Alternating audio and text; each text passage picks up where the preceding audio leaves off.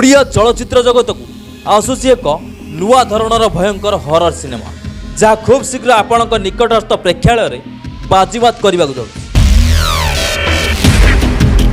एक काल्पनिक कहानी को नहीं नुआ ढंग से प्रस्तुत कर सायन प्रोडक्शन हाउस रो प्रथम अवदान भावे फिल्म दर्पण। कहानी रे रही एमिति एक रहस्य जो रहस्य उपर खूब शीघ्र पर्दा उठा जाऊँ। दर्पण एक भयंकर ओडिया हरर सिनेमा जार कहानी एपरी ढंग से प्रस्तुत कर आपण मैंने जितेबाला या पर्दार देखिए विचलित निश्चित हो भय भयभीत हो।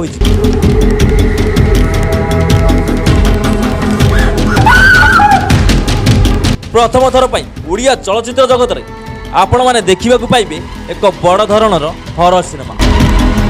यही सिनेमा एमती किसी रहस्य रही जहाँ आपण मन में किसी नुआ अनुभव सृष्टि करिवे। सिनेमा रे दुई जण नायक थिबा बेले दुई जण नायिका मध्य आपण माने देखिया पाइबे एही सिनेमा रे। फिल्म कहानी और प्रयोजना दायित्व रे दिलीप कुमार साहू थिबा बेले चित्रनाट्य निर्देशना दायित्व रे अछंती युव निर्देशक भारत पुष्पराज और संगीत निर्देशना दायित्व रे अछंती वैद्यनाथ दास टुनु पट्टनायक। बेस सुंदर भाव में गीत गुड़ी को सजाई थिबा बेले एथिरे कंठदान करछंती कंठशिल्पी हिमान सागर, असीमा पंडा, नाव्या, अंतरा चक्रवर्ती, अनन्या श्रीतम नंद। फिल्म कोरियोग्राफी दायित्व में सुधाकर बसंत थिबा बेले यार डीओपी दायित्व अछंती धीरेन साहू और मुख्य सह निर्देशन अछंती आनंद कुमार।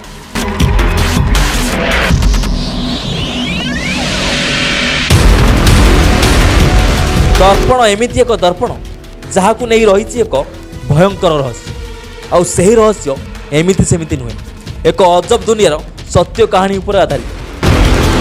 सिनेमार लीड रोल नजर आसबे अंकित, भारत पुष्पराज, तृप्ति मीरांबिका, हिरणमयी दास और अन्य भूमिका नजर आसबे प्रद्युम्न लिंका, रानू पाड़ी, कालीचरण, ललाट, प्रज्ञा, रोजा, सुनीता, दिलीप और आहरी बड़ बड़ कलाकार माने यही फिल्म आपण मानक एक भयंकर दुनिया को नहीं जिवे।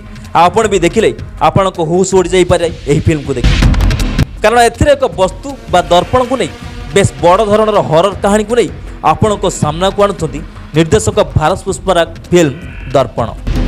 तेबे एई वर्ष फिल्म टी आपण को प्रेक्षालय रे बाजीमात करबा देखिबा को भूलिबेनी फिल्म दर्पण।